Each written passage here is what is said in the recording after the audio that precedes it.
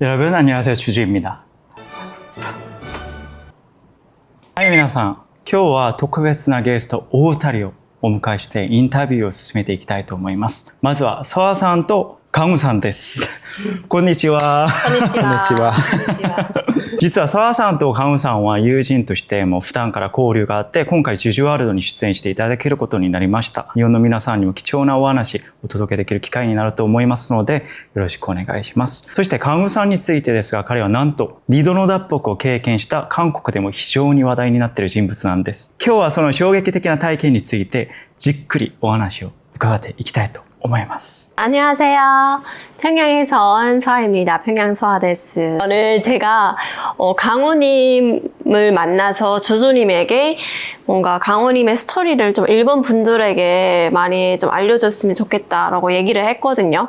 왜냐하면 또 이분의 스토리가 되게 너무 영화 같은 그런 스토리라서 제가 주주님에게 부탁을 했고, 사실 강호님을 처음에 알았을 때 이거 저의 채널에서 또 많이 알리고 일본 분들에게도 알리고 싶다라는 생각을 했거든요. 근데 이분의 스토리가 워낙 크다 보니까 제가 설명하기에는 너무 좀 부족할 것 같아서 주주님한테 이분의 소개를 좀 많이 해서 또 일본 분에게 또 알려달라라고 이렇게 부탁을 해서 오늘 이렇게 또 만나게 되었습니다. 그래서 강호님을 제가 또 알게 된 거는 저희가 그 탈북민들이 하는 방송 프로그램이 있거든요. 그래서 거기 프로그램에서 또 알게 되었고, 한국에 온 탈북민들이 정말 3만 5천 명이 넘는 분들이 계세요. 근데 이분들의 스토리는 한 분 한 분 각자 개성이 있고 다 정말 남다르고 어렵게 한국까지 오신 분들이지만 좀 강호님의 스토리는 특별합니다. 그래서 여러분들께 좀 말씀을 드리고 싶고, 제가 여기 앉아있는 이유도 좀 자세히 같이 좀 듣고 싶어가지고 오늘 이렇게 출연하게 되었습니다. 잘 부탁드립니다. 이미 서아님께서 다 소개를 해주셔가지고 뭐라고 너무 가분하게 소개를 해주신 것 같아서 그냥 평범한 탈북민의 한 명일 뿐이었는데 참 몸둘 바를 모르겠습니다. 저도 다양한 탈북하신 분들의 스토리를 들어봤지만 또 강훈님의 스토리도 워낙 되게 특별하게 와닿아서 맞아요. 거짓말 같아요. 왜냐면 맞아요. 이게 어떻게 가능하지라는 생각이 들고 그냥 지금 계속 들어도 그냥 다 신기해요. 진짜 영화 보는 것 같아요. 근데 스릴러. 사실 솔직히 말씀드리면 네. 저도 이게 제가 25살 때 한 6년 전에 있었던 일이라서 저도 지금의 제가 생각하면 잘 믿기지가 않긴 하거든요. 그리고 아침에 밤에 잠을 자고 깨놨을 때 저도 꿈에서 막 쫓기는 꿈을 꾸거나 아니면 아직 북한에 남아있는 꿈을 꾸거나 해서 그런 트라우마로 인해서 조금 힘든 시간을 보낼 때도 있어가지고 그때 제가 좀 자랑스럽기도 하면서 또 한편으로는 좀 놀라운 것 같아요, 스스로도. 강훈님의 스토리는 또 굉장히 방대하다 보니까 오늘은 탈북을 결심하게 된 그런 계기와 또 이제 탈북을 했는데 다시 또 북한을 돌아갔어야만 하는 이유는 또 뭐였는지, 그리고 또 거기서 어떻게 탈북을 할 수 있었는지까지 조금 방대하지만 혹시 기회가 된다면 시간이 되는 데까지만 이렇게 말씀을 해주시면 정말 감사할 것 같아요. 네. 저는 이제 북한에 있는 양강도 해산시라는 곳에서 그냥 한 평범한 노동자 가정에서 외아들로 태어났습니다. 그래서 그곳에서 부모님의 사랑 속에서 비교적 행복하게 자랐었고요. 할머니가 계셨고, 저는 어머니보단 할머니를 많이 따라서 5살 때부터는 거의 할머니 품에 안겨 자고, 어머니는 손 한 번도 안 잡고 그냥 그렇게 컸었던 것 같아요. 그리고 그렇게 행복하게 살던 중에 2009년도에 북한에서 화폐 개혁이 있었는데요.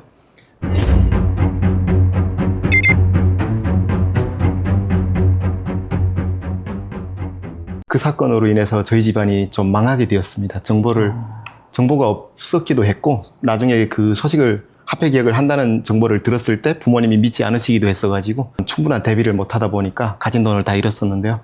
그리고 그렇게 망하다 보니까 할머니가 평양에 있는 딸집으로 가버리셨고, 그때부터 제가 배고픔이 뭔지 그런 걸 처음 겪게 되었었고요. 막 2, 3일씩은 막 풀죽을 우리면서 실제로 배를 많이 골았었고요. 학교를 또 그런 가정 형편이 어려워지면서 못 나가게 되었습니다. 그렇게 살던 중에 2011년도에 아버지가 먼저 탈북을 하셨고요. 아버지가 탈북하신 이유는 이제 당연히 중국에 갔다가 남한에 와서 저희 어머니랑 저를 데려가겠다라고 약속을 하셨고, 혹 그게 아니면 중국에서 돈을 벌어서 다시 북한으로 들어오겠다라고 하셨는데 8월 달에 떠나셨던 아버지가 11월에 이제 시신으로 돌아왔었고요. 그게 이제 북한 함경북도 청진에 있는 보이부 직결소 이제 중국에서 붙잡혀서 북송이 돼서 가지고 그 보이부 직결소라는 감옥에서 조사를 받으시다가 이제 돌아가셨어요. 매 맞으셔서. 근데 그 매를 맞으셨던 이유는 그거였던 것 같아요. 그냥 생계의 곤란으로 탈북을 하셨지만 조국 반역자라는 제목이랑 그리고 아버지가 제가 그때 고3이었어요. 고2쯤 돼서 제 꿈이 직업군인이었어요. 어릴 적에. 그래서 아버지가 아들이 군대에 가고 싶어하는 걸 너무나 잘 아셨기 때문에 북한은 연자제라는 처벌 제도가 있다 보니까 제 앞길에 그늘이 될까 봐 아버지가 자신의 신분을 안 밝히신 거예요. 그래서 행방불명자로 이제 네가 누구냐라고 보이부 뭐 요원들이 묻고 때리고 하는데 아버지는 한마디도 안 하시니까 그래서 매를 더 많이 맞으셨고 결국 안에서 돌아가셨고요. 그 보이부 직결소라는 곳이 너무나 크고 신원을 못 밝혀내니까 보이부에서 진짜 수소문 하다가 결국 밝혀내서 이제 해산으로 이송되던 도중에 기차칸에서 돌아가셨거든요. 그래서 제가 17살이었는데 당시에 그래서 삼촌이랑 같이 걸어가서 아버지를 그 함경북도에 있는 자그마한 상간역에 겨울에 진짜 은땅을 파가지고 아버지 시신을 묻었어요. 그래서 아버지 시신을 묻고서 딱 들었던 생각이 너무 화가 나는 거예요. 왜냐면 그냥 가족의 생계를 지키려고 했던 사람인데 중국을 불법으로 넘었다는 이유로 이게 죽어야만 되는 죄인 건지 그게 궁금하고 또 아버지가 조사 중에 죽었는데 우리나라 법 같은 경우에는 이제 판결이 확정이 안 되었으면 무죄이지 않습니까? 그래서 그렇다면 아버지를 때려 죽인 사람들 중에 누군가는 책임을 간접적으로라도 져야 되는데 그런 아무도 책임을 안 지는 상황에 화가 나서 그래서 저는 남한으로 가서 그때 당시에는 탈북자들을 막기 위해서 북한에서 그 젊은 친구들이 제 또래 친구들이 탈북을 하면 안기부에서 지금으로 얘기하면 국정원에서 훈련을 시켜서 간첩으로 다시 보내서 개죽음 당한다 이런 얘기들이 많았어요. 그래서 저는 그렇게 이용당해도 좋으니까 좀 그 아버지를 죽게 만든 어떤 보안원이나 보이부에 대한 어떤 보복을 하고 싶었어요. 그래서 철없는 생각이긴 했지만 아버지 시신을 묻고 나서 그 자리에서 맹세했어요. 앞으로 10년 안에 어떻게든 남한으로 가는 길을 찾겠다. 그리고 뭐 홀로 남은 어머니 내가 평생 지켜야 되고 아버지에게 약속을 하고 유리병 안에 제 이름을 써서 아버지 묘를 평토를 했거든요. 또 누가 시신 파있을 수도 있으니까. 그래서 그렇게 하고 250km 정도 되거든요. 왕복으로. 그걸 걸어갔다 걸어왔는데 그때부터 저의 뭐 청소년기는 그냥 다 끝났다고 보시면 되고요. 그렇게 돌아와서 군대에 못 나갔어요. 왜냐면 아버지의 그 사망 사건으로 인해서 담임 선생님이 보증을 안 써주셔가지고 그래서 제 군인이 되려던 꿈은 없어졌고요. 보증이 있어야 네, 군인이 될 수 있는 왜냐면 거군요. 군인이 군대에 나가서 탈영을 하거나 뭐 어떻게 하면 담임이 이제 책임을 지는 거죠. 그래서 군대에 못 갔는데 집안이 가난해서 대학도 못 가는 형편이었었고요. 그리고 북한은 또 노동당 시대인데 입당을 할 수 없는 상황이라서 이 세 가지를 다 못하다 보니까 저는 북한 땅에서 쭉 살게 된다면 평생을 노동자로 저희 자식들도 대대로 노예처럼 뭐 농장원으로 그렇게 살아가야 된다는 사실이 20살 때 너무 엄청나게 깊게 다가왔고요. 그 고민이. 네, 그래서 이제 탈북을 결심했었죠 그때. 그리고 원래 가족에 대한 애틋함이 되게 강하셨네요. 네, 그게 아무래도 북한은 유교 사상의 어떤 잔재가 좀 남아있는 사이다 보니까 뭐 가부장제이기도 하지만 네. 진짜 아픈 그런 기억들이 있네요. 하긴 북한 감옥은 들어가면 살아서 나오기가 힘들잖아요. 네, 오히려 병신되어서 나오거나 뭐. 고문을 네. 심하게 하니까. 그러니까 그 안에서도 인권이 없으니까. 좀. 돈이라도 많아서 뇌물을 써서 뭐 이렇게 해야 되는데 그게 안 되니까 심지어 아버지가 잡혀 나온 줄도 몰랐어가지고 네. 나중에 통보를 받았던 거죠. 아버지 시신을 찾아가라라고. 네. 북한 법이 웃긴 게 그 심장이 멎은 사람은 기차에 태울 수 없다라는 그런 법이 있어서 완전 미친 게 소름이다. 기차로 4시간 이동하다가 아버지가 돌아가신 걸 확인하고 바로 그 역에 창고에 그냥 버리고 온 거예요. 네, 그래서 진짜 너무 욕하고 싶다. 네, 진짜 그걸 나쁜 실제 목격했을 때는 진짜 너무 어이가 없어서 눈물은 당연히 안 나왔었고요. 그냥 부들부들 떨렸어요, 진짜. 네. 그래서 이어서 말씀을 드리면 제가 군대를 못 가고 이제 고등학교를 졸업하고 그 신발 공장이라는 이제 김정일이 한때 방문까지 했었던 아버지가 돌아가신 다음에 방문을 했었어요. 그런 공장이 있는데 거기에서 기능공으로 기능공 학교를 다녔어요. 1년 정도. 그렇게 다니다가 좀 가까웠던 친구들이 있었는데요. 그 친구들이 제가 어려울 때 저희 집에 쌀이 없으면 쌀을 갖다 주고 땔감이 없으면 나무를 갖다 주고 되게 착한 친구들이었는데 걔네들은 중산층보단 좀 낮은 삶이었지만 그래도 저보단 잘 사니까 대학생들이었어요, 다들. 그래서 그 친구들과 송년회가 있었는데요. 2015년 11월쯤에 그 자리에 있는데 그냥 좀 왕따도 아니고 이걸 어떻게 표현을 해야 될지 모르겠지만 이곳이 내가 있을 자리가 아니다라는 어떤 소외감을 느꼈어요, 저는. 그래서 집에 돌아서 올라오는 길에 또 마침 집 근처에 군부대가 있는데 그런 방송이 나오는 거예요. 탈북자들은 가족과 뭐 부모 형제도 모르는 인간 쓰레기들이고 이런 비난하는 방송이었어요. 그래서 그걸 듣는데 저도 모르게 화가 나더라고요. 그리고 이 사람들이 왜 가족을 버리면서까지 나사자랑 고향을 버리고 갔을까라는 고민을 처음 해봤고요. 그게 몇 년도예요? 2015년도였습니다. 그래서 들어가서 어머니에게 바로 말씀드렸죠. 저는 어머니 아랫동네로 가겠습니다. 이곳에서 더 못 살 것 같아요. 이제 희망이 없다라고 말씀을 드렸고 어머니 입장에서는 저를 그래 네가 잘 생각했다라고 응원을 못 해주시는 게 아버지가 먼저 시신으로 돌아왔기 때문에 저도 가다가 죽을 수도 있잖아요. 그리고 저는 뭐 저희 집안에서는 친척들이 남한에 먼저 와 있는 사람이 없으니까 어떻게 가는지 길을 몰라요. 중국은 뭐 압록강을 넘으면 되지만 그 이후에 그 넓은 대륙을 어떻게 지나갈지 정보가 없으니까 그게 막연하게 두려워서 어머니가 또 그리고 가지 말라고 하기에는 어머니도 상황을 아시는 게 제가 전교 1등은 항상 했었고요. 졸업할 때까지. 학교를 1년에 3, 4개월을 나가지만 전교 1등이었었고요. 그리고 해산시에서 등수도 3, 4등은 계속 했었어요. 그래서 어머니는 제가 이제 대학에 못 가고 이런 게 다 본인 탓이라고 생각을 하셔서 죄책감을 많이 안고 계셨어요. 그래서 가지 말라고도 못 하셨고 그냥 그러셨는데 제가 15년 12월에 말씀드렸다 했잖아요. 탈북을 한 건 16년 5월이었거든요. 그래서 제가 어머니에게 말씀드리고 나서 시간이 한 6개월 정도 거의 걸렸는데 그 사이에 제가 밤마다 그냥 새벽 2, 3시쯤 눈을 떠보면 어머니가 울고 계셨어요. 그냥 네 그게 저는 미안하기도 하면서도 뭐 어떻게 할 수가 없으니까 저는 제 길을 가야 되니까 모른 척하고 독해져야 된다 이 생각만 계속 했었던 것 같아요. 네 그런 시간을 보내다가 16년 5월 26일 날 제가 탈북을 했습니다. 친구들과 함께. 네. 친구들과 함께. 왜냐면 혼자 가기 두렵기도 했었고요. 제가 찾은 방법이 저랑 비슷한 처지에 있는 친구 한 명과 함께 가자고 약속을 했었고요.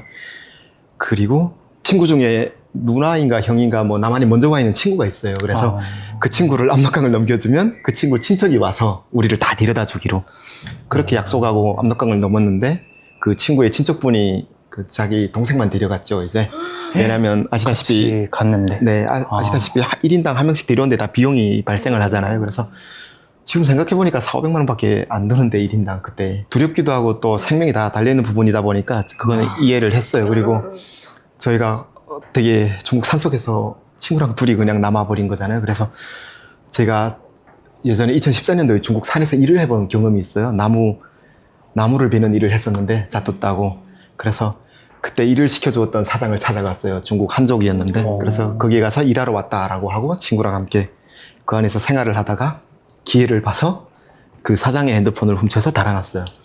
그리고 그 산에서 이제 브로커 번호라고 하는 것들을 여러 개 저희가 외운 게 있어요. 아는 사람들에게 물어봐서.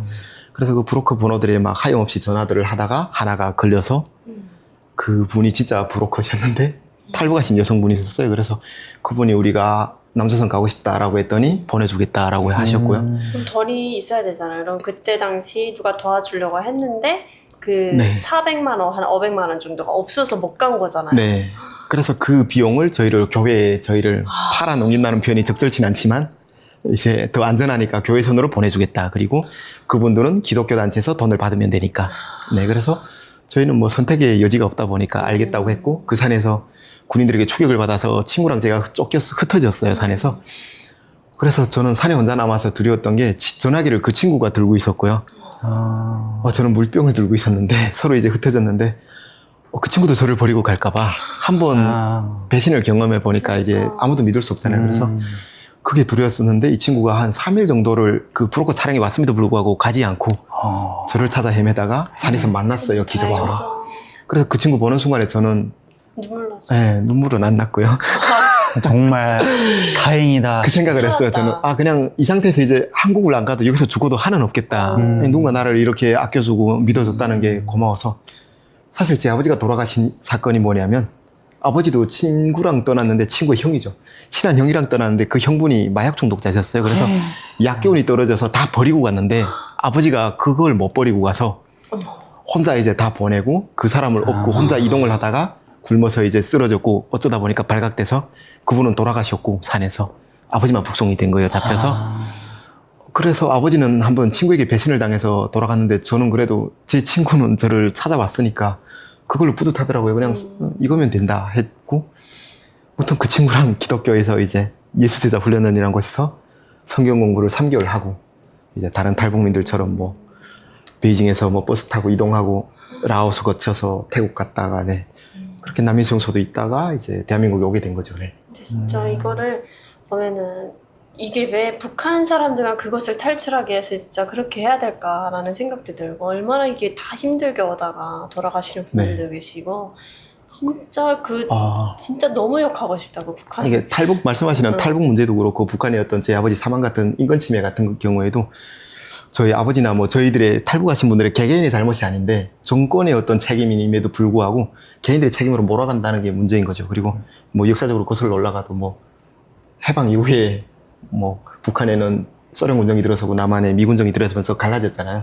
어쩔 수 없는 역사적인 어떤 아픔인데 개인들이 책임을 진다는 사실이 너무 좀 화가 나는 것 같아요. 네. 지금 강호님이 말씀하시는 것처럼 이렇게 뭐 그냥 그 사이 이제 내가 더 이상 살 수가 없겠다라는 생각을 듣고 이렇게 오셨다 했잖아요. 네. 근데 진짜 이렇게 생각하는 사람이 많지 않아요. 이렇게 생각하는 근데 사람이. 사실 이게 짧게 좀 빠르게 말씀을 드리다 보니까 그런 건데 그런 이유가 이제 아버지의 사망이 뭐 50%를 차지하고 또 제가 저희 어떤 진로에 대한 고민이 컸었던 것도 있고 나만의 드라마나 영화를 이제 많이 봤어요. 그래서 제 세계관을 깨준 드라마가 하나 있었는데 태양을 잠겨라라고 2009년도에 나온 건데 제가 그걸 보고 확실하게 이제 남한에 가야겠다고 결심을 하게 된 계기가 됐어요. 제주도에 대한 드라마였는데 주인공이 고아였는데 짧게 좀 요약을 해서 말씀드리면 고아로 태어났음에도 불구하고 이제 성장하는 과정에 살인자의 누명을 썼음에도 또 아프리카의 용병으로까지 나갔다 오지만 결과적으로 승리하고 성공하는 스토리거든요. 그래서 그 한 인간의 성장 스토리를 보면서 느꼈던 게 남한에는 기회라는 게 진짜 있구나를 느꼈어요. 물론 남한의 드라마나 영화도 북한의 선전물처럼 좀 가대 포장된 부분이 있겠지만 네. 그걸 보고 용기를 냈고요. 또 하나의 사건이 어머니가 재혼을 하셨어요. 그래서 그 북한에서 어머니가 재혼을 하셨는데 아버지가 돌아가신 이후에 그 새로 만난 아버지가 러시아에서 10년을 사신 분이에요. 그래서 그 아버지가 자본주의에 대한 어떤 경험이 있으세요. 그리고 남한의 대학생들도 많이 만나서 이야기를 많이 해보셨고 항상 저한테 해주셨던 말씀이 너같이 젊은 애들이 왜 이곳에서 쏟고 있냐. 남한에 가면 대학생들을 국가에서 장학금도 줘서 공부도 시킨다. 아무리 집안이 가난해도. 그런 얘기도 큰 힘이 되었고요. 근데 그분은 오셨어요? 네, 제가 모셔왔죠. 그리고 그 아버지가 또 러시아에서 북송되어서 그 아버지도 국가 보위부에서 1년 정도 지하 감옥에서 고문받다가 나오셔서 영양실조 걸린 상태로 나오셨고 어머니를 만나서 서로에게 진짜 큰 운명 같은 인연이었는데 네, 그래서 그 아버지의 영향이 많이 컸죠. 네, 또. 그래서 제가 탈북 이유가 한마디로 그 탈북 동기가 딱 어느 한 가지로 찍히는 게 아니라 어떤 이런 복합적인 이유가 있다라고 말씀을 드리고 싶었습니다. 와, 이거 제가 막 빠르게 말씀드리다 보니까 놓쳤는데 당시 탈북하던 나이는 22살이었고요. 네. 제가 한국 사회에 17년 2월에 나왔는데 그때 23살이었죠. 그래서 공부를 하고 싶었던 마음이 너무 컸었던지라 저는 어머니를 모셔올 생각을 했어요. 근데 어머니에게 약속하기로는 3년만 기다려주시면 모셔오겠다라고 말씀드리고 왔는데 막상 한국에 도착을 하니까 어머니를 그냥 모셔오고 싶진 않았어요. 그 이유가 그냥 평범하게 다른 탈북민들처럼 이제 건설 현장에서 일도 하고 돈을 벌어서 모셔오는 것도 좋지만 저는 이곳에서 좀 번듯하게 성공을 해서 어머니가를 모셔오면 어머니가 뿌듯해 하셨으면 좋겠다는 생각이 든 거예요. 어머니가 더 이상 고생 안 했으면 좋겠고 그래서 이제 공부를 시작을 했는데 이곳에서 고등학교를 나온 게 아니니까 기초 실력도 부족하고 해서 대안학교를 3개월 다녔고요. 제가 중국에서 교회 도움을 받아서 오다 보니까 그때 알게 된 선교사님의 소개로 뉴질랜드로 이제 가게 된 겁니다. 그래서 그곳에서 6개월 정도 지내면서 이제 오클랜드대를 목표로 공부를 했었고요. 뉴질랜드를 몇 년도에? 17년 5월 말에 나갔었습니다. 17년 2월 22일에 하노이를 나와서 3개월도 안 돼서 다시 이제 멀리로 떠날 결심을 했었고요.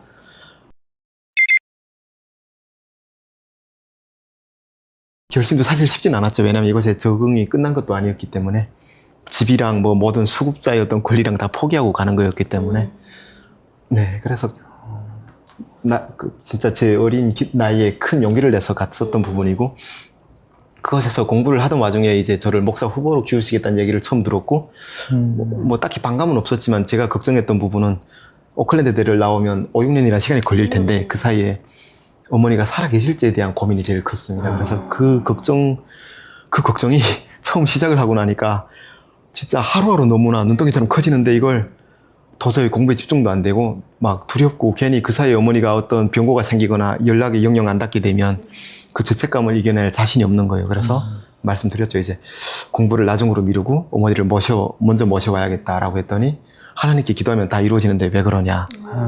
그래서 그건 나중에 제가 알아서 하나님과의 문제에서 해결을 해보겠고 지금은 제 마음이 시키는 대로 해야겠다라고 하고 이제 들어왔죠. 그럼 여기 오셔서도 혼자 오셔가지고 부모님이랑 계속 연락을 하셨어요? 네, 연락은 자주 했었습니다. 지역이 해산이다 보니까 뭐 브로커들이 워낙 많이 있기도 했었고요. 전화는 뭐 거의 한 달에 한 번씩 계속 했었던 것 같고 돈 같은 경우에는 뭐 3, 4개월에 한 번씩 100만 원, 150만 원 보내드렸었고요. 네. 그래서 18년도부터 열심히 일을 해가지고 돈을 모았죠. 이제 어머니 모셔올 비용을. 네. 오셔가지고 무슨 일을 했어요? 처음에는 그 시몬스 침대라고 매트리스 만드는 회사에서 2개월 정도 일을 했었고요. 월급이 처음에 220만 원을 받았는데 2개월 정도 일을 주 6일을 했었거든요. 그리고 밤 10시까지 야간 근무가 있으면 무조건 했었고요. 왜냐면 돈을 빨리 모아야 되니까.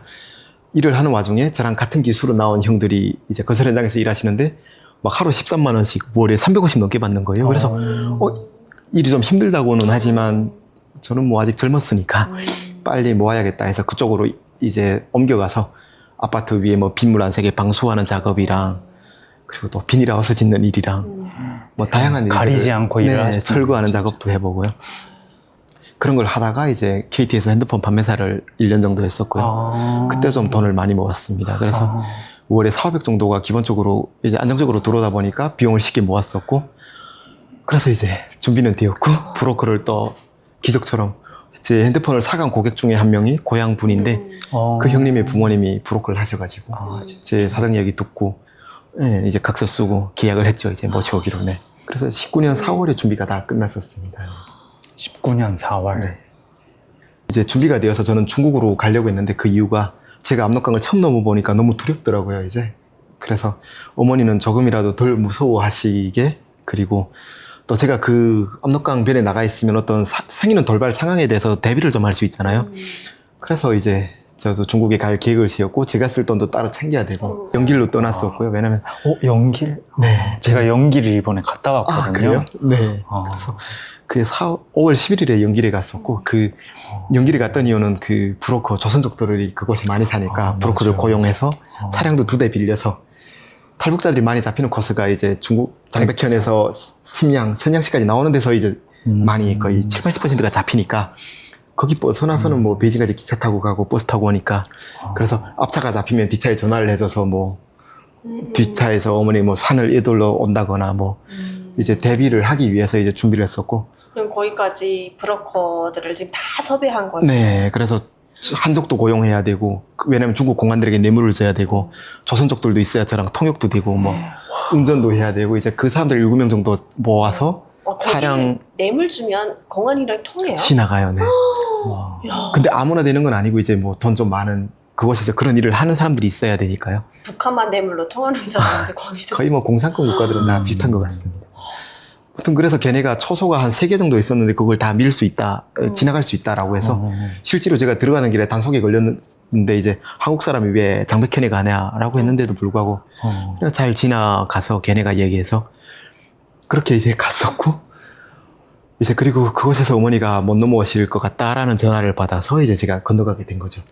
왜냐하면 저는 그 기간의 준비가 너무 힘들었었고요. 왜냐하면 2년 반을 준비하는 과정에서 한국 생활이 아시다시피 막 외로움도 심하고 그리고 그 과정을 되풀이하고 싶지가 않은 거예요. 그리고 어머니가 나중에 하면 안 되겠냐라고 하는데 저는 또 한번 시작하면 끝을 봐야 되는 성격이다 보니까 아니 근데 건너간다고 다시 오는 게 아니잖아요. 거기가 뭐 무슨 여기 뭐 지금 마트 가는 건 아니지만 네, 그건 아닌데 그래도 어머니가 못 오시는 이유 중에 하나가 핸드폰이 없어서 강을 건너와서 저를 어떻게 찾나. 연락할 수 있는 방법이 네, 브로커랑은 지금 브로커폰으로만 통화를 하니까 그래서 제가 핸드폰 들고 건너가서 어머니 모셔서 또 수영도 하니까 뭐 건너와서 오히려 더 쉽게 브로커들 부르면 되니까 제가 느꼈던 부분이 어머니가 새아버지를 내가 안 모셔올까봐 두려워하는구나도 저도 어느 정도 느껴가지고 건너가서 설득을 해야겠다. 이거는 통화를 또 2, 3분 이상을 길게 못해요. 도청을 당하거나 하니까 그래서 그 부분 때문에 근데 네. 탈북민들이 한국 여권을 들고도 사실 중국에 가는 거를 두려워하거든요. 네, 잡혀갈까 근데 봐요. 그렇게 연결까지 가가지고 이게 진짜 실제로 친구 중에 공항에서 막 잡힌 친구들도 있기도 했었고요. 20일 밤에 넘어갔죠. 5월 20일 밤에. 그날 저녁에 이제 건너갔죠. 네. 해산시 중심으로. 주주와르도 이이네 찬네를 토로크 감사합니다. 오늘 여기까지. 짠해.